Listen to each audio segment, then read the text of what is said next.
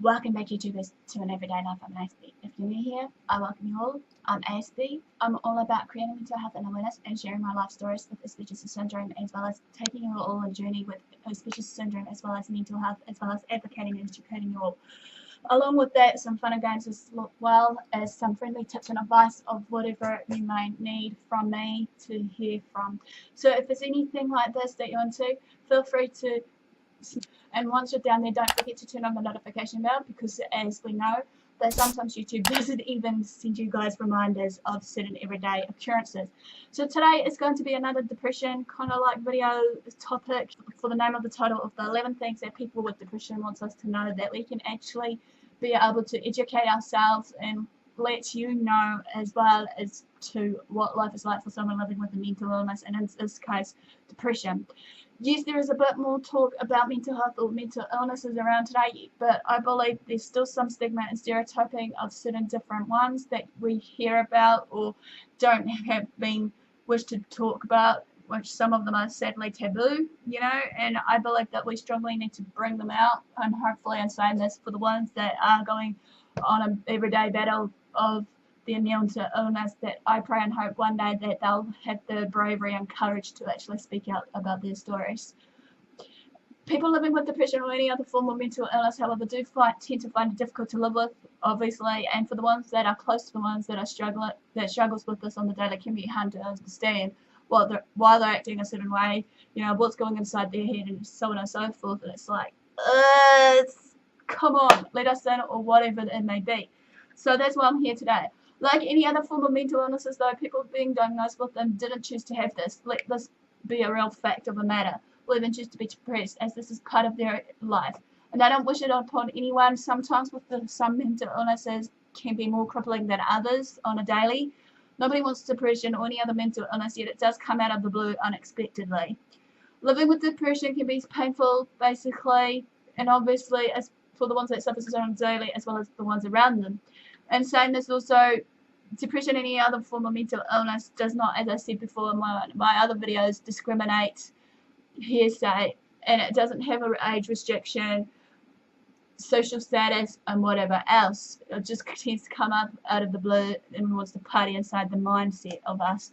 But just a one key note to remind you guys here is basically, many people assume that just because the one that suffers with depression or some other form of mental illness that they're depressed and they might become suicidal, as depression may basically come in another form of diagnosis as well, like suicidal thoughts and the like, but believe you me, they're not suicidal, they're just your normal average human being.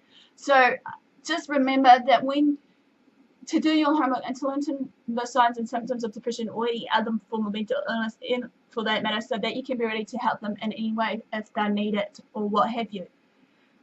If you're genuinely that concerned about your loved one or whoever you're with at that time of risk of self-harm and suicide, reach out to them. Don't forever judge them or what have you. Talk to them and not at them. You haven't, you know, when it comes to mental illness, some of them may clash, but again, with the diagnosis, yet bear in mind though, when you're talking to them, you haven't put that idea in their head about suicide or whatever it may be. You may be lucky enough to save their life, or just maybe ease off a little bit of their burden of what they're, you know, thinking or carrying with them. How we actually talk to someone with mental illness is a real important, crucial matter too. So, you know, sometimes it will do more harm than good to what you're saying and how you're saying it to them. So basically, you know, that's the real deal here. So that's why I'm here today, hopefully, just to express some of the things that we hear about on a daily for many of us on the mental illness train. So let's roll on the next footage right now, just to quickly just express what we may have commonly heard of the things that, you know, people with depression wants us to know. So number one is basically snap out of it. No, they forever can't snap out of it. The ones that has depression didn't choose to have this or live with this. I'll again repeat that. The ones that has depression or any form of other mental illness didn't choose to have this or live with this. This can be so frustrating to hear, and it shows that the person you're speaking to really doesn't understand how you're feeling. You can't just snap out of depression or any other form of depression. It's highly impossible. How the heck can someone with depression snap out of it is the good question I want to ask you. You know, when you just said this to them, you're making them more vulnerable, more worse than they already are, most likely feeling, by the feeling of isolation, pushing people away and making them feel like they're more alone. More alone, and saying this is in distancing themselves away from the people around them that has depression, and that again, they think that by choice you are choosing to be like the way you are by the lack of motivation and buzz that you have to get up some days and do something about it. Like many other forms of mental illness, it's a constant battle inside the head, and that this, as the saying goes, do you know what it is really like going on inside our heads of what we're battling with? Because this is a constant struggle. Do you know what it feels like every day for them? As I said before, maybe just to, you know, walk in their shoes, be empathetic and patient with them. I would describe depression as feeling like maybe for some people that they're drowning, or even they're just falling into a rabbit hole. No matter how hard you try to fight back, it overpowers you and there's nothing you can do about it. Many people will have another form of describing depression as the black dog, obviously, and with that black dog that follows them constantly, or a black cloud weighing over their head, and whatever it may be. Depression feels like a constant battle, and it is really extremely exhausting. They're not asking or seeking any sympathy or attention, no, far from it. They're looking for the love and acceptance from the ones that are around them, as well as just to walk in their shoes and to see and feel what life is like for them. Number 2, we don't always have a reason as to why we're feeling depressed. Depression, like many other forms of mental illnesses, is a real illness. As I said before, it can affect anyone at any age, race, social class, and culture. It doesn't forever discriminate. This is something I've noticed with others finding it hard to understand. To someone who hasn't even experienced depression, it can be easy to assume that it's caused by an event in someone's life. And again, I said in one of my videos that some of the medical experts still to this day don't know what the causes of depression is. Depression can be triggered by life events such as bereavement or losing a job, but that doesn't always mean or have to be a reason as to why someone is depressed. Depression can affect anyone and it's an illness. Another key note at hand to point out that people with depression don't have to justify to you or be in any form of way to be obligated to tell us to why they're depressed. I used to find that before people were understanding about some people's depressions, they used to expect there to be a reason as to why they're feeling low and having a bad day when there wasn't a particular reason, and they couldn't explain it to them of how and why they're feeling that way. Number 3, they don't wish to hurt us. People with depression or any other form of mental illness are still people with feelings and emotions. Just bear that in mind. They're not robots, and they are not empathetic, understanding, and everything else. They just have a form of other coping methods and techniques that they take on a daily. They may just express their feelings and emotions in a different way to us. They may struggle from some of the same battles that we have. They may have similar situations that's going on that we face on a daily as well. You never know. Obviously, after all, we're all humans. We all feel hurting people around us, and after all that, you know, for the most part, most people with a mental illness may tend again to push people away as far as they can until they're alone, to avoid hurting the ones that are around them. For friends and family, it can be hard to watch someone that you love and care about suffer from depression or any form of mental illness. And it can be difficult to understand how to help those and what to do. Depression is a very selfish illness, and what I find is that often people do push others away in order to protect them. So it's a form of protection, safety net sort of thing. With depression, there is always a feeling of guilt and fear of letting people down. They may take things personally or say something that is horrible, but they don't mean it. It can be hard to love and care for someone with depression, but standing by someone and showing them unconditional love and care is one of the best things you can ever do for them. 4, depression and being sad ain't forever the same thing. People with depression or any other form of mental illness for that matter do have a strong and intense fear of letting people down, as I said earlier. Just by standing there by them or standing up for them and being there for them is more than enough for them, and they will appreciate it.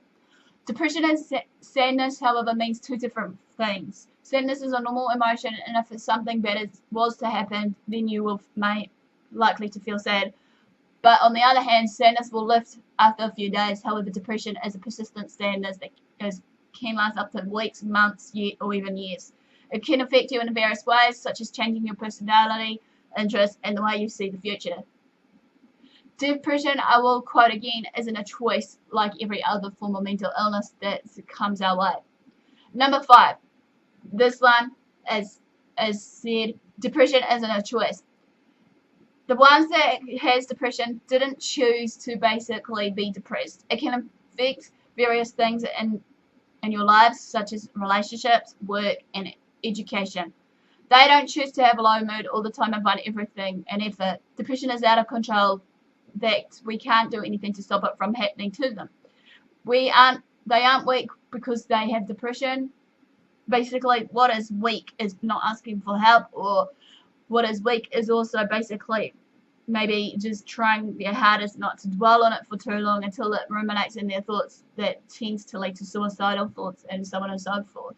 So therefore, basically, we need to basically understand this.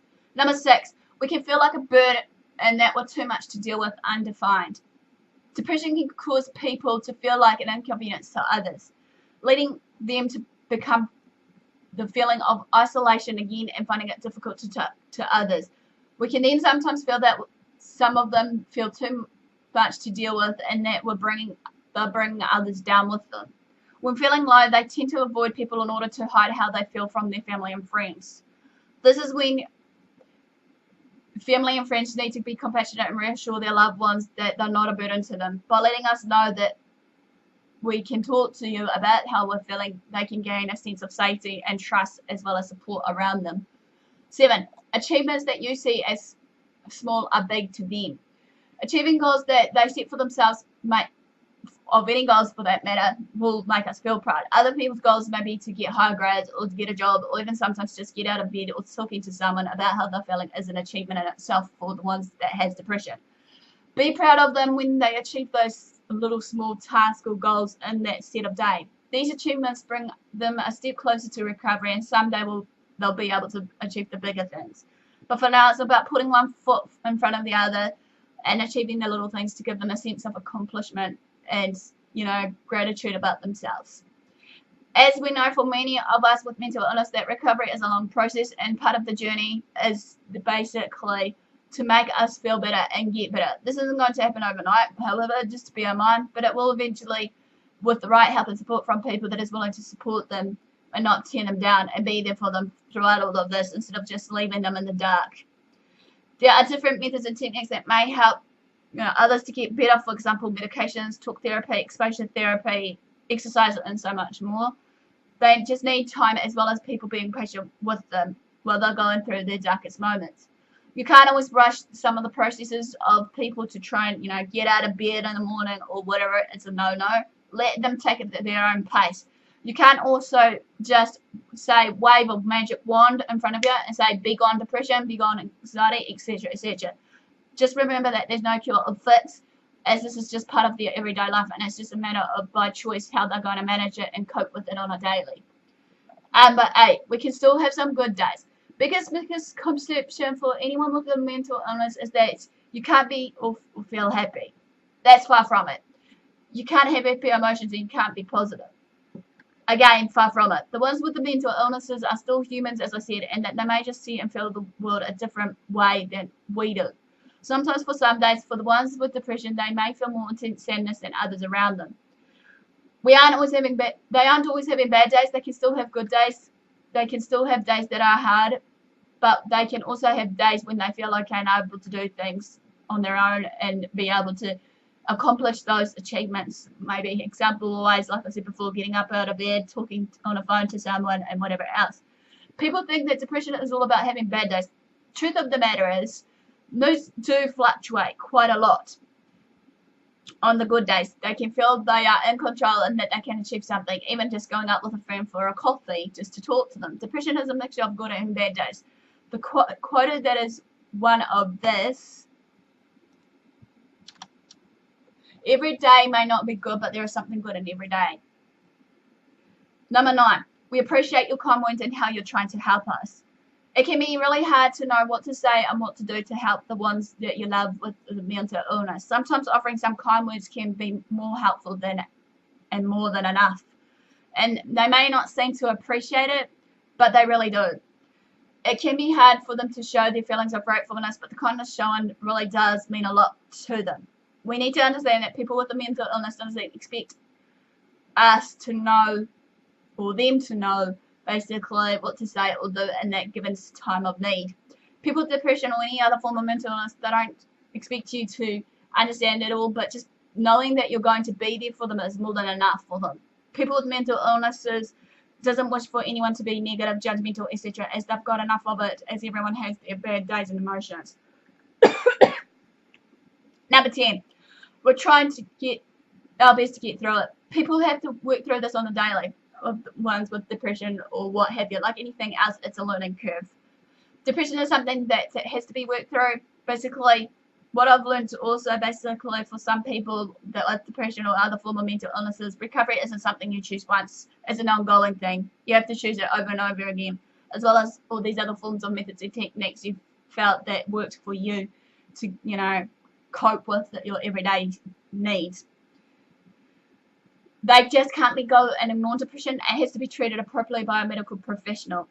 If we have to use therapy and or medication as a way of working through the depression, please do stand by them. Do not forever shame them in asking for help. Depression can make them feel isolated and lonely sometimes, and having someone by their side will make them feel less alone.